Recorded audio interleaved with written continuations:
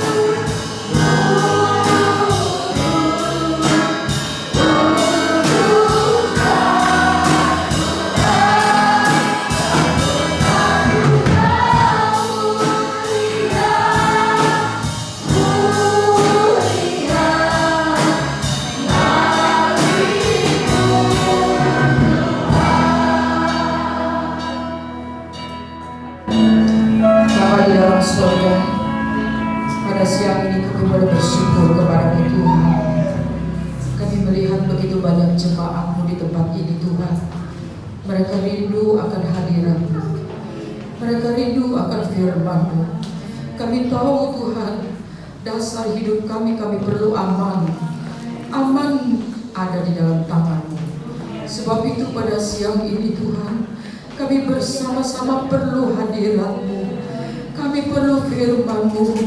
Mari Tuhan Engkau berbicara lewat firman yang kami beritakan. Kami mau beritakan kemuliaan-Mu Yesus. Beradalah bersama-sama Roh-Mu dengan kami di tempat ini. Mari Tuhan Engkau memakai Tuhan kami semua, para jemaat yang ada Tuhan. Tuhan Engkau memberkati yang sudah melayani Engkau di dalam singer, song leader, musik, bahkan multimedia. Tuhan Engkau telah memberkati mereka. Kami tahu mereka membawa kami masuk dalam hadirat-Mu. Terima kasih Tuhan. Dan kami tahu bahwa Engkau ada di tengah kami saat ini. Inilah yang kami rindu, bahwa Engkau senantiasa hadir di tengah kami. Di tengah ibadah kami memerlukan Engkau. Apa artinya ibadah ini kalau tanpa kehadiran-Mu? Oh haleluya, haleluya. Engkau tidak memandang rupa kami, Engkau tidak memandang kami siapa, tapi Engkau melihat hati kami ya Allah, haleluya. Hati yang haus akan firman-Mu, Engkau beritakan Tuhan lewat lidah mulut bibir kami Yesus. Nama Tuhan dipuji dibesarkan. Kami terima dan sambut berkat-Mu sambil mengucap syukur. Berterima kasih kepada Yesus yang memberkati kami. Semua kita berkata amin. Puji Tuhan. Ada haleluya. Saya rindu dulu itu saat nyanyi. Mungkin saudara-saudara masih ingat kepada saya ya. Saya pernah datang sekali tempo hari. Boleh kita nyanyi dulu itu Yesus baik, Yesus baik ya. Semua baik. Singer boleh bantu saya. Dari semula Kau letakkan hidupku dalam tangan-Mu, dalam rencana-Mu Tuhan. Rencana indah telah Kau siapkan bagi masa depanku yang penuh harapan.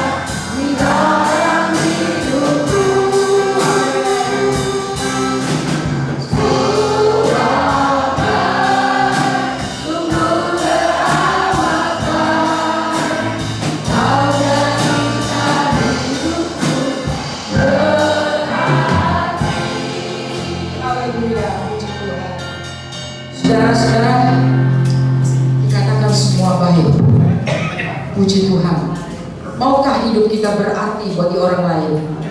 Puji Tuhan. Itu penting.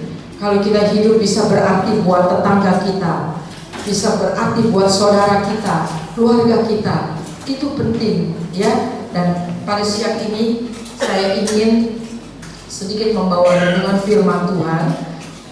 Kita melihat bahwa kejadian mengenai Simpson.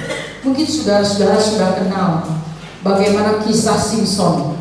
Simpson dengan yang gagah perkasa, dengan Tuhan berikan kekuatan Roh Kudus di dalamnya. Tetapi saudara-saudara, dia salah artikan hidup ini. Dia gagal. Dia gagal karena dia kecantikannya siapa? Delila, ya. Lelaki biasa begitu ya, suka mata keranjang. Betul nggak? Oh betul ya. Betul ya, lelaki nggak boleh meleng ya. Kalau ngelihat cantik aja ya. Padahal dia udah punya istri. Tapi ya kalau kisahnya ini panjang, saudara bisa baca nanti di dalam Hakim-Hakim 13 sampai 16. Saya bicara mengenai bagaimana kekuatan Simpson ini yang hancur karena gara-gara kecantikan wanita. Jadi saudara-saudara, kita ini jangan sampai bagaimana kita ini terpengaruh oleh kecantikan manusia atau kegantengan. Bukannya lelaki aja disalahin ya, kadang-kadang perempuan juga ya. Sebab itu kita mesti hati-hati. Dia gagal karena kecantikan Delila. Di situ kekuatannya habis. Dia diikat. Ini terakhir saja ya saya cerita sebab terlalu panjang. Dia diikat kakinya, tangannya si Delila setelah, karena memang dia jatuh cinta kepada Delila. Delila jadi dekat sama Simpson. Nah begitu dekat, dia kepengen tahu di mana sih kekuatan dia. Kadang-kadang kan kita pengen tahu ya, di mana sih hebatnya dia, kok dia bisa berhasil gitu kan? Bagaimana sih? Saya mau tahu. Jadi pertama, kedua, bagaimana rambutnya? Itu rambut Simpson itu tidak pernah dicukur dari kecil, jadi panjang banget. Jadi kekuatan dia ada di mana? Di rambut. Kekuatan dia ada di rambut. Di situ dia bilang, aku tidak nggak pernah kena pisau cukur. Gak pernah kena pisau cukur. Terus jadi dia bilang, bagaimana kekuatan kamu? Ya, kekuatanku ada di situ. Nah di situ dia tidur.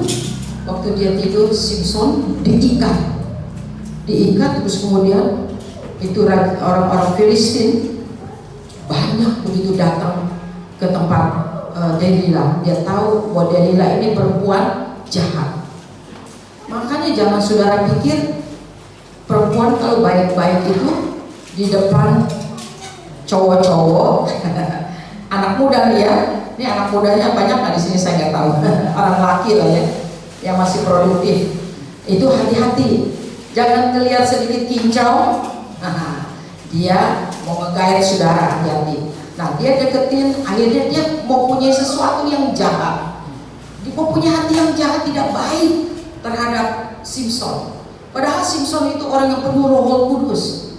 Tahu gak, anak-anak Tuhan itu sebetulnya kita punya posisi bagus. Tuhan kasih penuhi kita semua kebaikan Tuhan.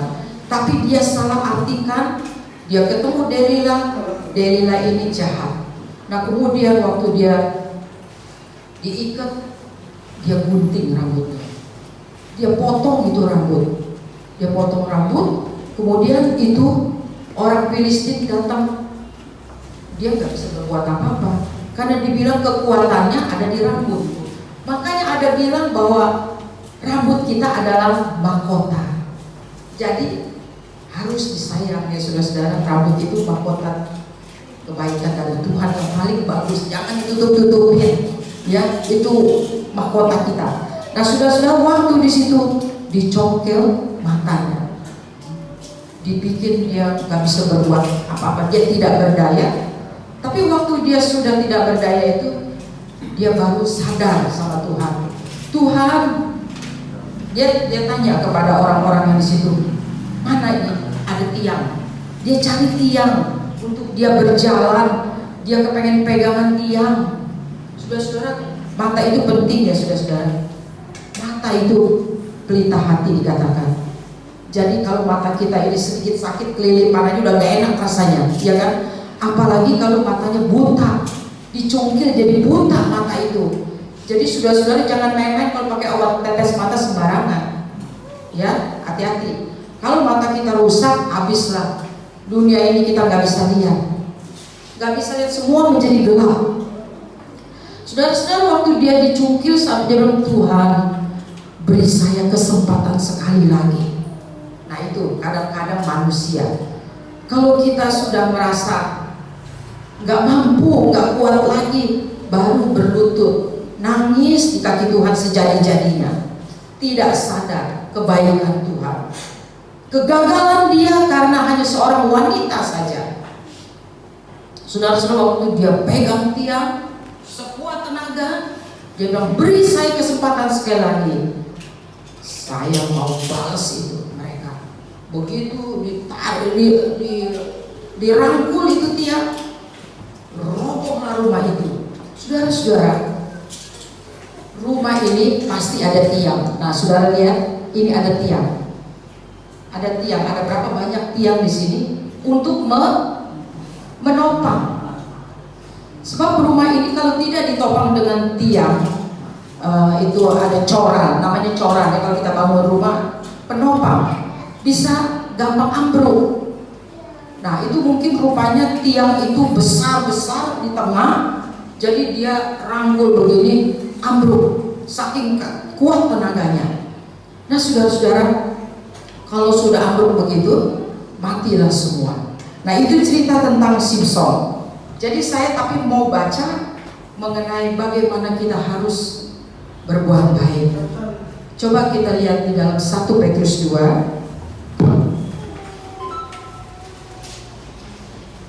ayatnya yang ke 12.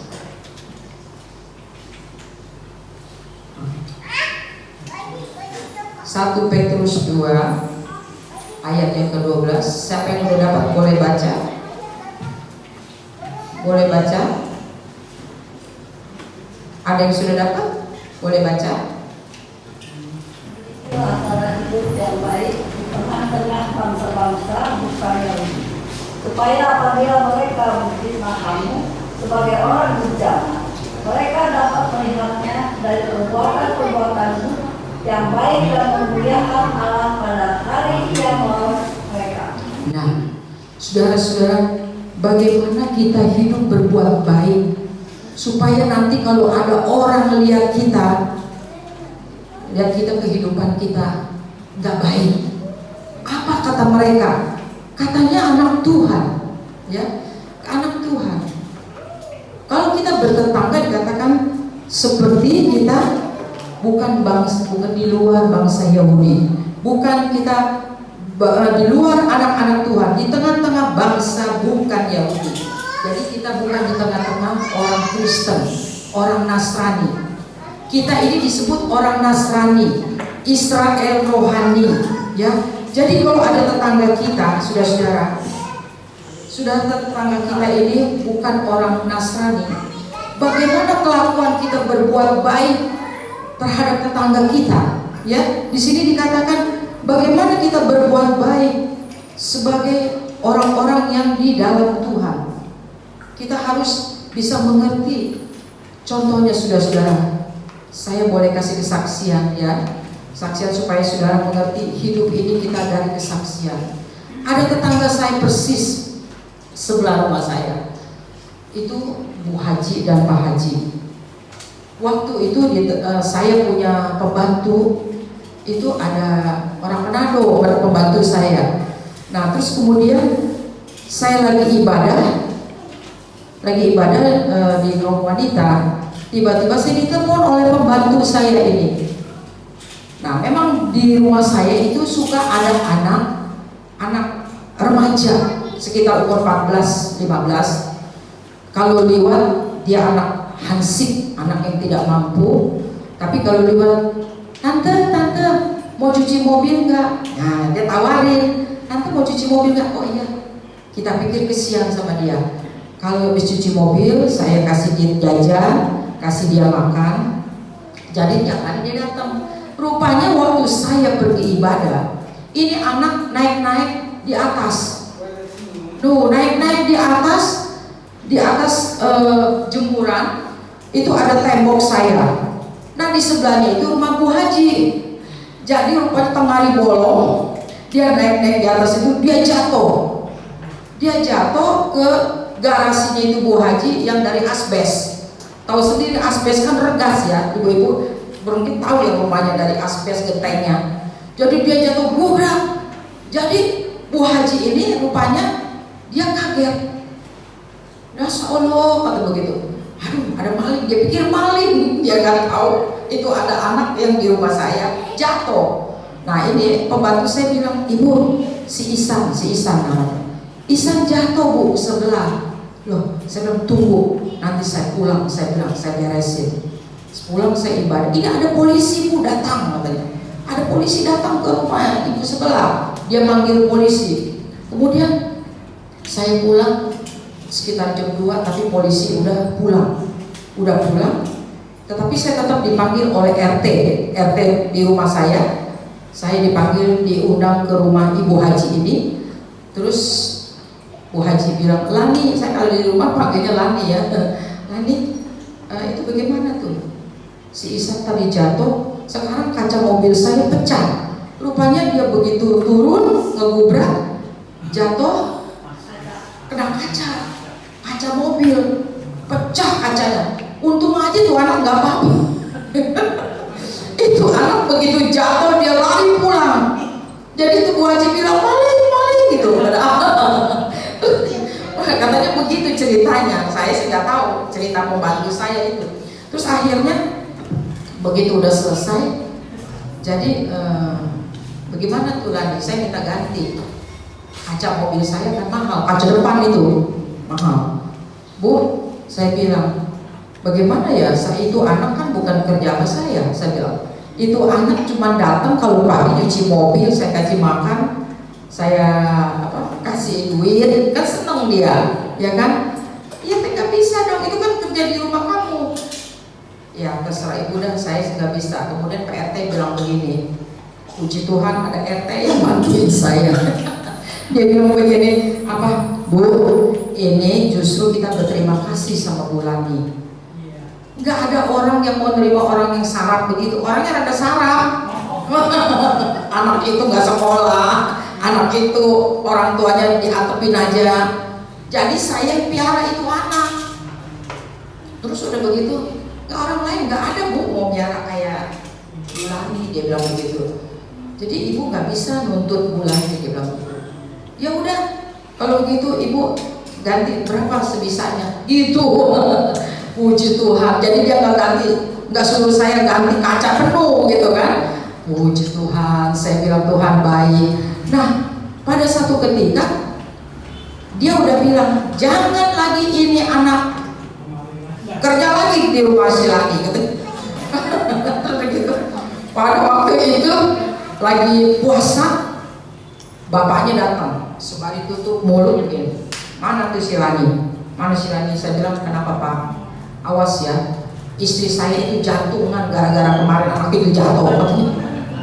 Jadi jangan ke rumah sini lagi, nggak boleh. Iya Pak, tapi bukan saya yang ngundang kok, dia datang sendiri. Tapi jangan dikasih. Nah, namanya anaknya begitu, tetap aja datang. Saya bilang, udah deh kamu pulang aja. Nanti dia jantungan saya tanggung jawab. Terus kemudian satu ketika ada satu hari Tuhan berikan luar biasa. Bapak ini sakit suaminya. Nah ini Bu Haji ini suami sakit, dia naik taksi, dia berhenti di depan rumah saya. Rumahnya persis di sebelah sih, dia parkir di depan pagar saya. Terus saya lihat dia lagi cari-cari duit kecil, nggak ada. Dia bilang begini, saya tawarin diri, ada apa Pak? Perlu duit kecil, saya bilang. Kita walaupun udah dibenci orang, saudara-saudara, kita harus menunjukkan kasih Tuhan.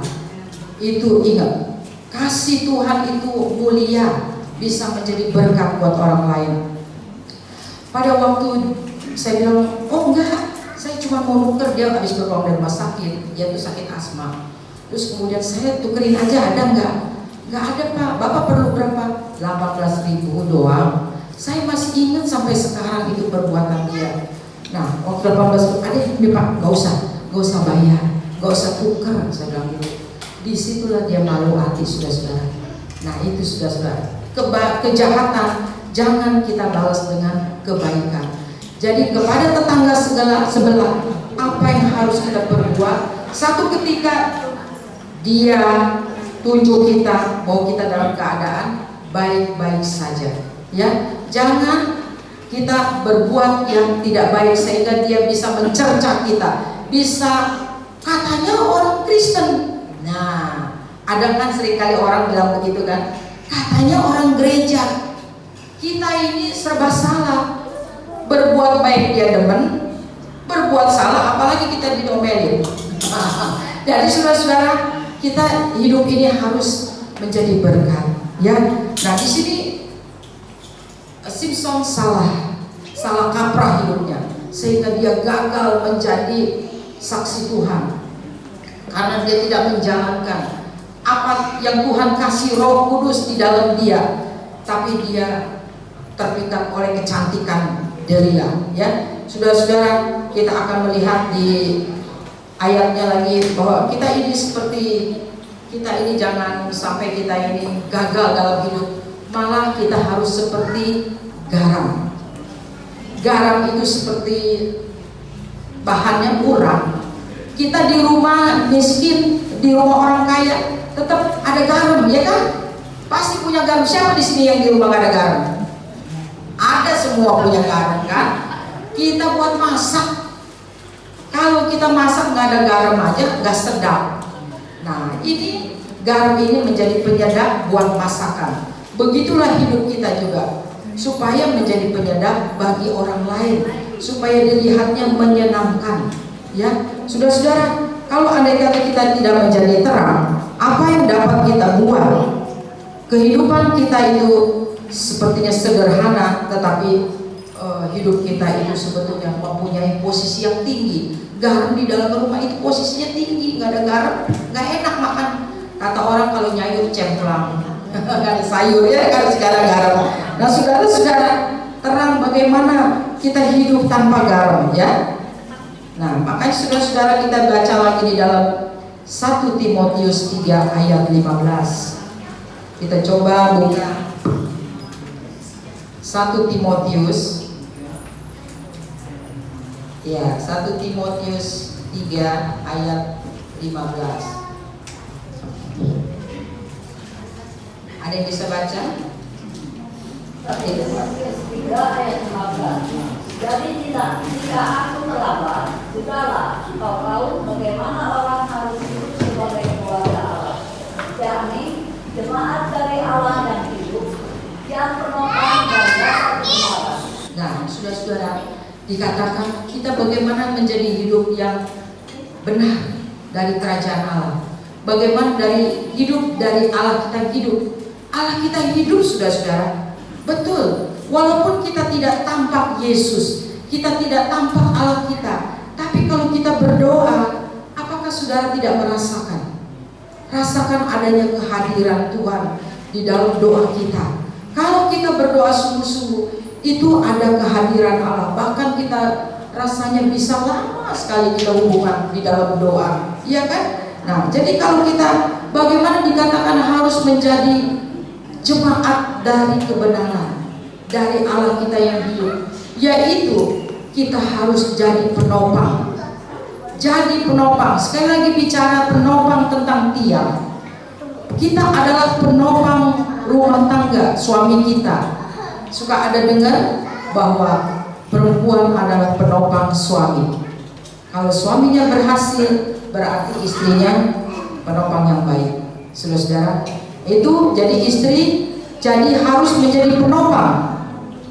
Menjadi penopang di dalam rumah tangga, di dalam gereja pun, di dalam ibadah di sini. Ibu-ibu bisa menjadi penopang.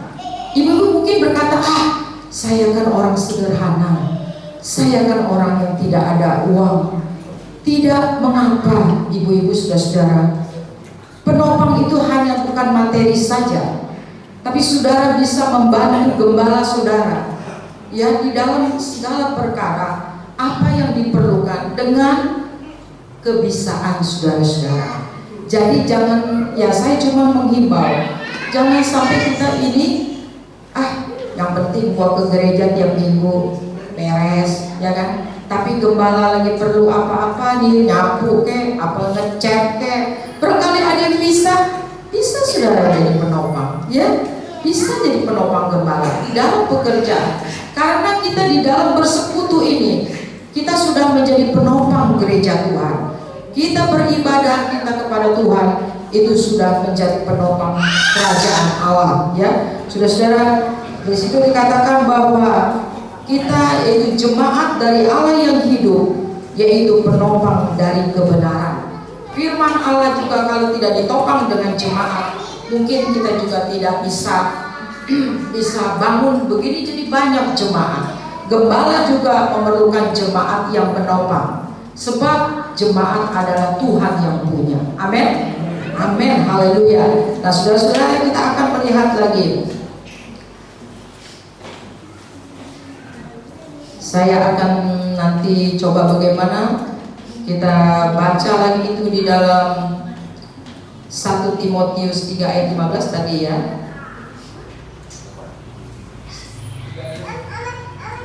Kemudian kita sambung lagi dengan Amsal 12 ayat 3. Amsal 12 ayat 3.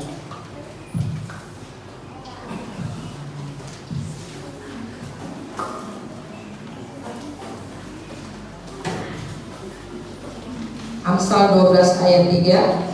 Ada yang membaca? Boleh gantian ya? Boleh gantian?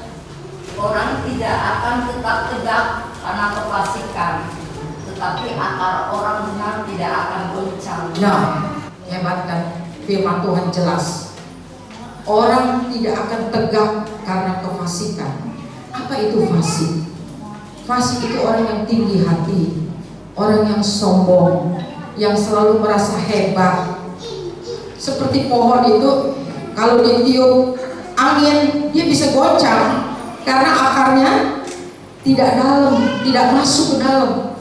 Nah, saudara-saudara, saya ingin tanya, kalau saudara beribadah tidak berakar di dalam firman Allah, apakah saudara kuat? Tidak kuat. Kalau kita menghadapi pencobaan, menghadapi kesusahan, kayak ibu tadi, anaknya gak dapat kerjaan, gak dibayar gaji dan bulan, tapi setelah dia berdoa sehingga dapat pekerjaan yang baik. Begitu juga ibu tadi yang mau dioperasi, ya saudara-saudara, itu juga Tuhan topang. Hidup sendiri dengan keadaan yang sakit, harus dioperasi, berarti itu firman Tuhan berakar. Apa yang ibu-ibu tadi terima di firman Tuhan di sini oleh gembala saudara, berarti saudara tertanam dan saudara yakinlah itu tidak akan goncang. Ketiup angin apapun, saudara akan kuat lewat firman yang diberitakan oleh gembala saudara. Saudara akan makin kokoh. Percobaan boleh datang, kesusahan boleh datang, tetapi hidup ini kalau kita punya firman Tuhan, ada penghiburan. Kalau saudara susah, kalau saudara tidak pernah berdoa kepada Tuhan, susah-susah aja gitu, ya kan? Tidak pernah berdoa. Tuhan bilang, bagaimana aku mau menghibur kamu kalau kamu susah nggak pernah berdoa? Nah, ya kan? Bagaimana kalau kamu sakit, aku mau tolong kamu, kamu tidak pernah berdoa minta tolong. Jadi apalagi orang yang suka selalu mengandalkan duit. Nah, itu aku punya duit, ke rumah sakit aja, ya kan? Ke rumah sakit aja, punya duit semua bayar pakai duit. Jadi Tuhannya nomor 2. Saudara-saudara, ada lagi kesaksian. Memang hidup saya itu banyak kesaksian, saudara-saudara. Baru beberapa hari yang lalu saya menolong, walaupun dia bukan orang kayak kita GPDI, dia orang saudara kita, tapi orang Katolik. Saya pulang dari pasar, tiba-tiba ada wanita tua Kira-kira saya tanya dia umurnya berapa? 70 tahun. Tahu-tahu dia nyemplung ke got. Saya pulang dari pasar, orang udah pada ngomongin. Saya bilang, ada apa ini? Lagi duduk di pinggir got. Rumah saya itu gotnya depannya gede, saudara-saudara. Jadi dia naik sepeda mau ke BPJS, mau pergi ke BPJS Ukrida. Rumah saya kan di daerah sana, di dekatnya Ukrida. Rupanya dia lagi ngegoes sepeda begini, tiba-tiba ada di seberang jalan itu sama jalan seumur. Mau kemana Ci? Begini. Jadi dia dada-dadain mau kemana. Nah si tante ini dia melek matanya, dia melek matanya. Rupanya digini-giniin, jadi makin miring, makin nyebur ke got, makin nyebur ke got. Terus orang udah rame di situ. Saya bilang kenapa nggak dikasih minum? Saya bilang gitu. Saya baru pulang pasar. Oke, ntar saya ambil minum. Saya taruh dulu. Memang kebetulan jatuhnya itu dekat rumah saya, nggak jauh lah, kira-kira bangsa 10 meter. Saya taruh, terus saya bikinin dia teh manis, terus dia duduk. Jadi bagaimana ini ceritanya? Saya pakai aspek dia udah biru kakinya, dia punya mata kaki ini sudah nyenggol keluar. Wah, begitu udah patah rupanya kali. Terus waktu itu, jadi saya bilang bagaimana ya ini? Di mana rumahnya? Saya nggak kenal orang itu, saya nggak kenal. Nah terus dia bawa, orang-orang bilang bawa aja ke rumah sakit, bawa ke rumah sakit. Ada nggak yang mau ngantar? Saya bilang nggak ada. Oke, dan saya keluarin mobil, saya bilang. Saya keluarin mobil, saya bawa dia ke rumah sakit yang terdekat. Emang tante mau kemana? Saya mau ke Ukrida. Memang lagi mau giliran periksa dokter. Bawa-bawa surat pengantar, surat rujukan. Saya memang mau ke Ukrida, mau periksa gula. Dia bilang begitu. Oh, kebetulan kita bawa dia ke Ukrida. Sampai di Ukrida, dokter bilang, wah ini kenapa? Kata dokter itu, jatuh dari sepeda. Wah bu, dia bilang ke saya dokternya, ini kalau jatuh dari sepeda biasanya nggak diganti, sebab jatuhnya dari sepeda. BPJS nggak ganti. Saya telepon anak saya bilang, Cak, anak saya kebetulan dokter. Terus saya bilang, ini gimana? Mama lagi nganter orang jatuh di got. Ini dia naik sepeda. Oh, itu BPJS murni, harus diganti. Dia kan bukan naik sepeda balap. Dia bukan naik sepeda balap. Karena nenek-nenek kata udah begitu jatuh di perumahan, di got kok diganti. Kasih tahu. Dia bilang dokternya. Tuh, saya bilang disampaikan, dok, anak saya juga dokter. Dia bilang katanya BPJS murni diganti. Ini ibu kan bukan naik sepeda balap. Oh iya bu, saya urusin. Akhirnya dia urusin sampai dia di ronsen, terus kemudian di gips kakinya. Itu udah bengkak kakinya, dan di sininya ini di punggung kakinya patah 3. Jadi waktu itu saya tinggal tolong deh telepon, saya bilang anaknya, kasih tahu ini kan ada di rumah sakit. Anaknya datang bawain baju si tante ini. Terus kemudian saya bilang, dokter tolong ya ini celananya digunting supaya dia bisa, sebelum dokter gips digunting, digantiin bajunya gitu. Nah terus semua singkat kata saya antar lagi sampai dia pulang. Karena anaknya juga nggak punya kendaraan, saya bawa lagi pulang. Saya anterin sampai ke rumahnya. Karena kesian kakinya keprek-keprek begini. Nah Tuhan, begitulah dimana kita harus menjadi contoh. Sekalipun bukan, dia kan bukan orang GPDI, dia kan bukan orang, jangan. Tuhan tidak melihat denominasi, Tuhan tidak melihat siapa kita, Tuhan melihat hati kita. Dari nurani, hati nurani kita, apakah punya kasih terhadap orang lain, itu harus ada. Sehingga dikatakan tadi, apabila kedapatan orang, kita bukannya adalah orang jahat yang mulutnya jahat. Nanti kita lihat di sini bicara bagaimana lidah yang menguasai mulut kita. Kadang-kadang dari lidah kita juga banyak ibu-ibu yang suka jadi ribut sama orang. Betul nggak? Begitu. Dari lidah yang kecil Mari kita coba buka ya. Saya coba buka dulu.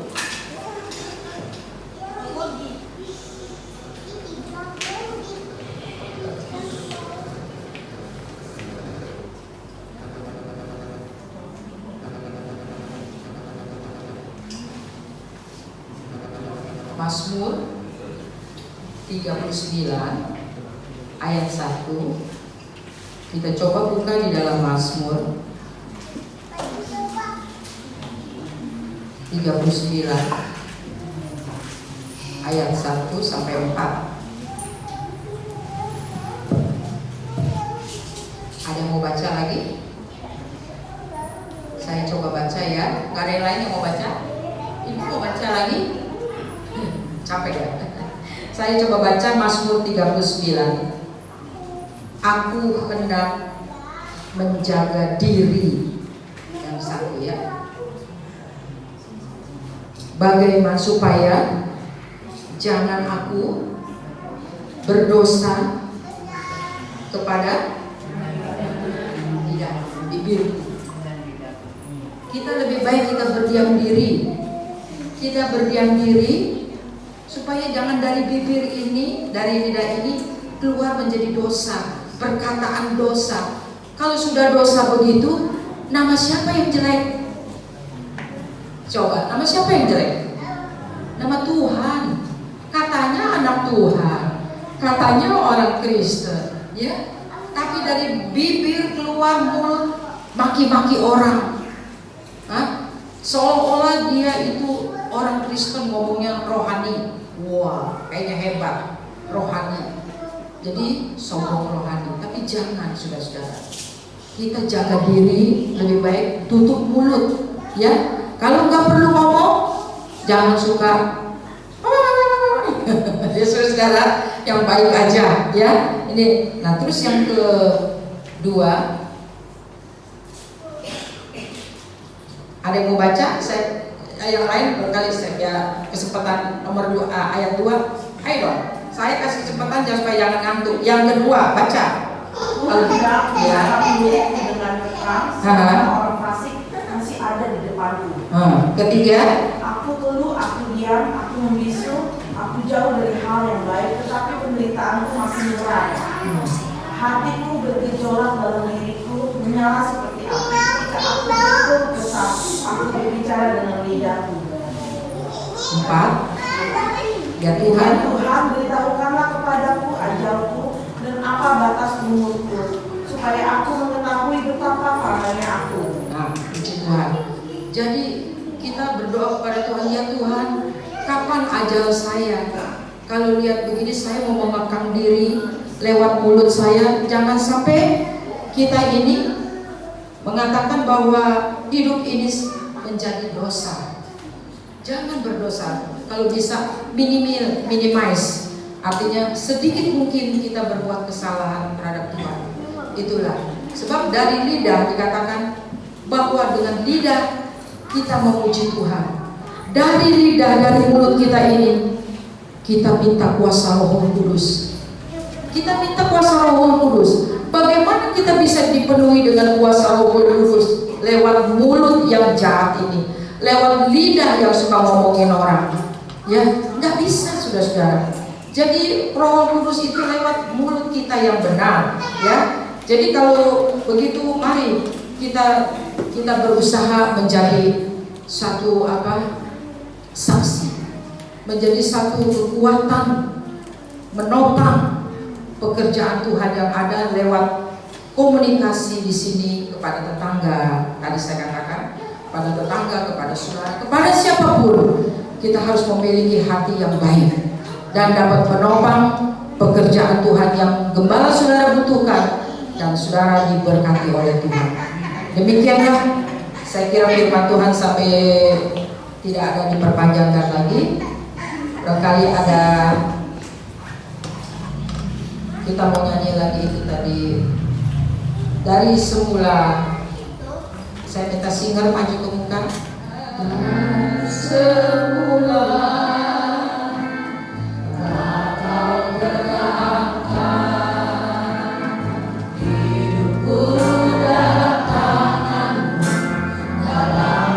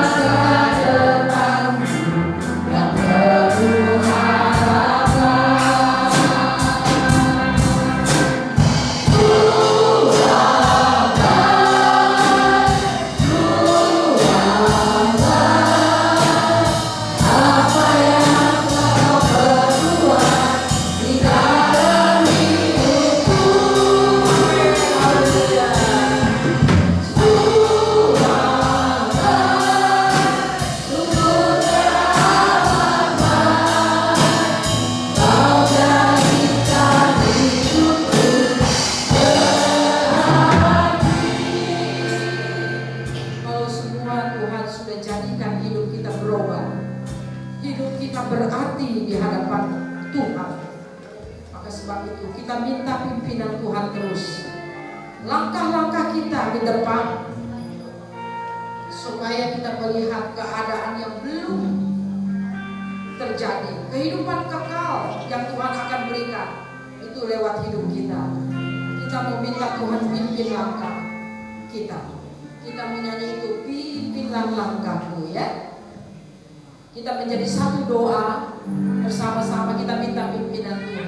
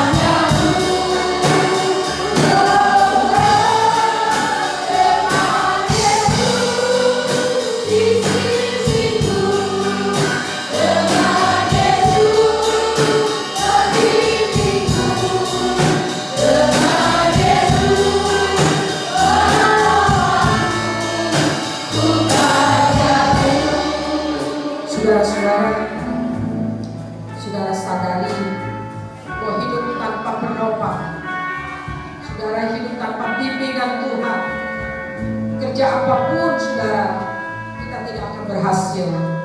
Tetapi kalau hidup dengan Tuhan, dipimpin oleh Tuhan, saya berani jamin bahwa Dia akan menopang hidup kita selamanya. Puji Tuhan, puji Tuhan. Mari kita berdiri semua, kita mau angkat tangan. Katakan, pimpinlah daku ya Tuhan di dalam perjalanan hidupku ini, supaya ku tidak jatuh. Haleluya, haleluya, haleluya.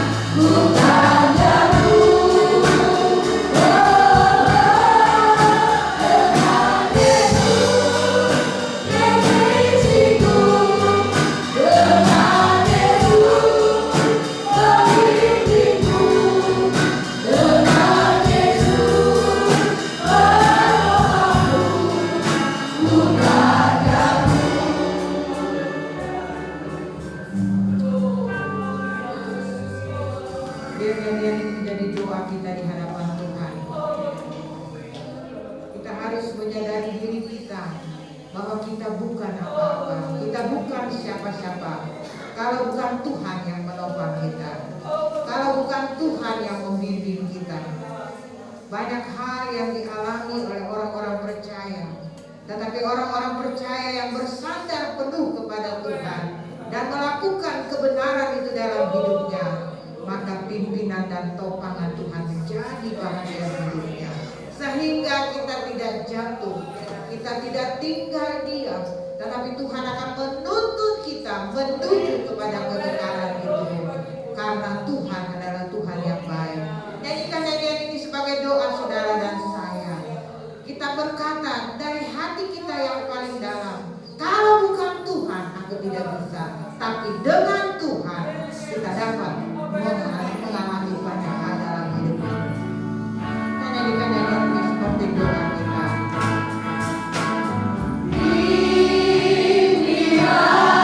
Musik dari lambatan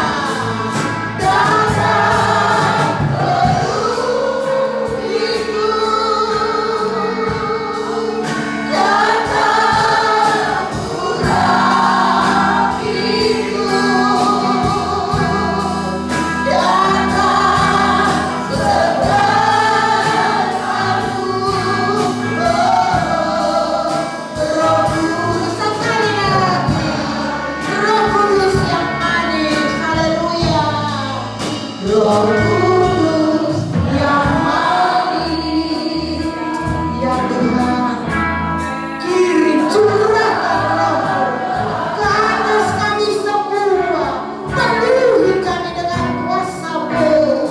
Kami sangat membutuhkan Roh dan firman-Mu yang menuntun kehidupan kami. Haleluya. Roh Kudus yang mari. Amin. Datang ke atasku. Haleluya. Roh Kudus yang mari. Datang ke atasku. Datang penuhiku. Datang penuhiku.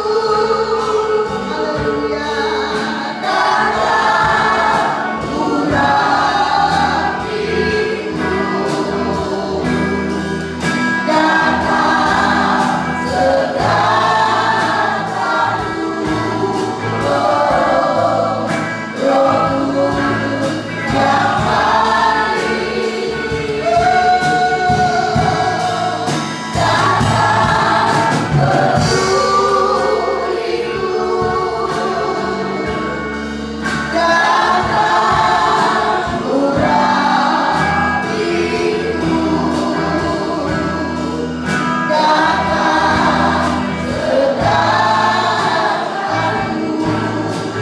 Datang Roh Kudus yang mari. Ini kerinduan kami ya Tuhan, jemaat Tuhan yang ada di pada dunia. Kami rindu Tuhan, penuhkan kami dengan kuasa Roh Kudus.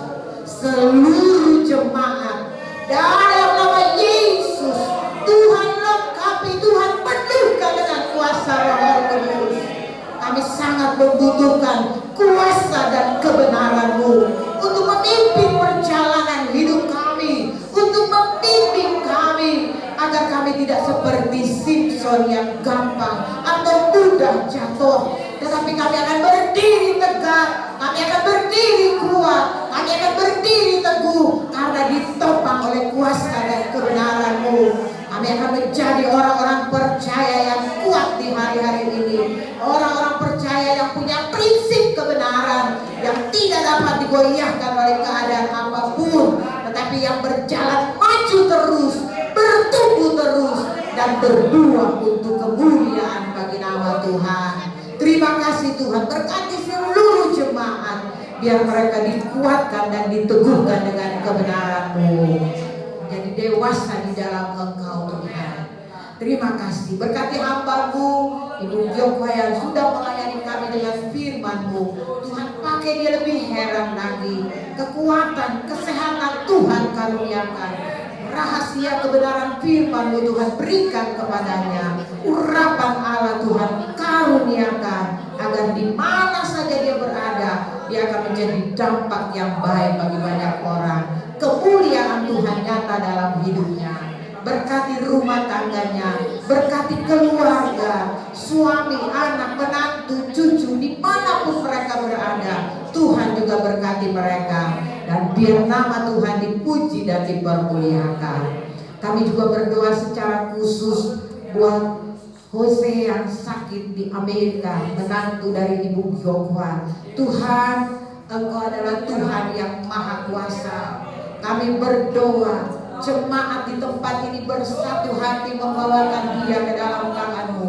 Bagi Tuhan tidak ada perkara yang mustahil, sekalipun dia jauh Tuhan. Ulurkan tangan-Mu saat ini menjamah dia.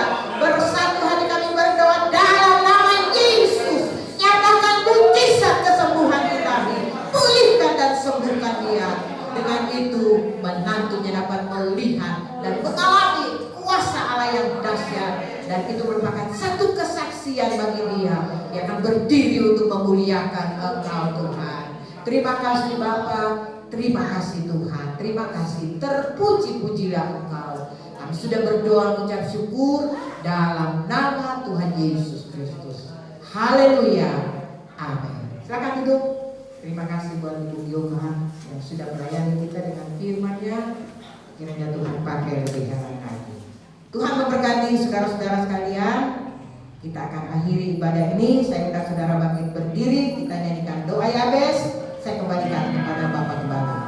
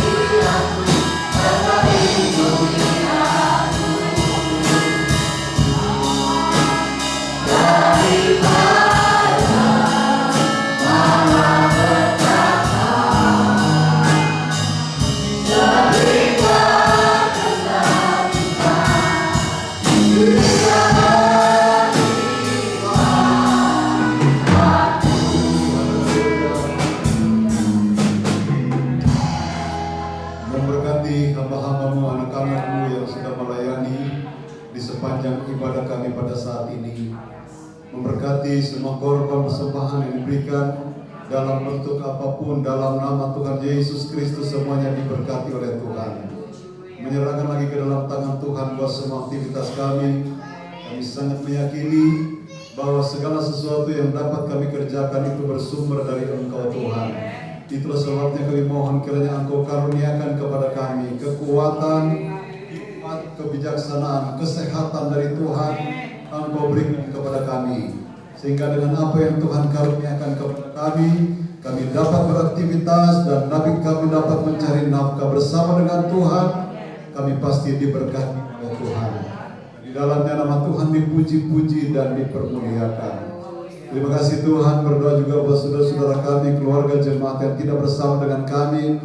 Kalau mereka dalam keadaan sakit, Bapa di sorga, jamah ulurkan tangan-Mu untuk melawat mereka, memulihkan, menyembuhkan dalam nama Tuhan Yesus Kristus.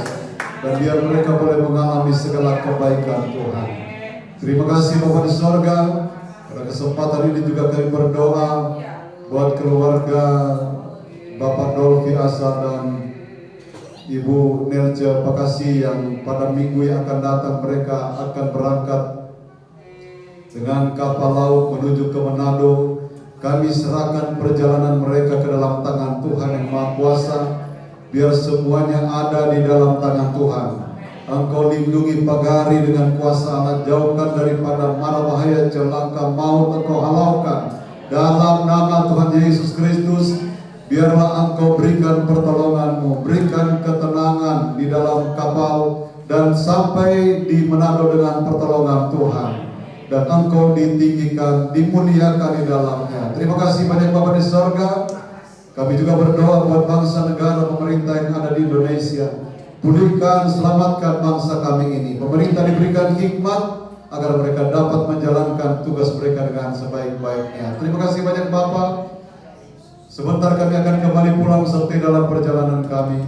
Jauhkan, hindarkan dari hal-hal yang tidak diinginkan, tibakan dengan tidak suatu kurang apa-apa.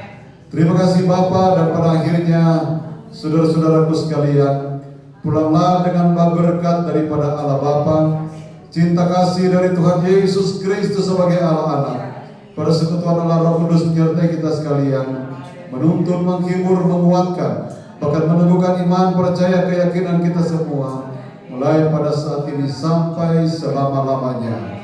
Terima kasih Bapa, dengan pengucapan syukur kami pulang dengan berkat-berkat dari Tuhan.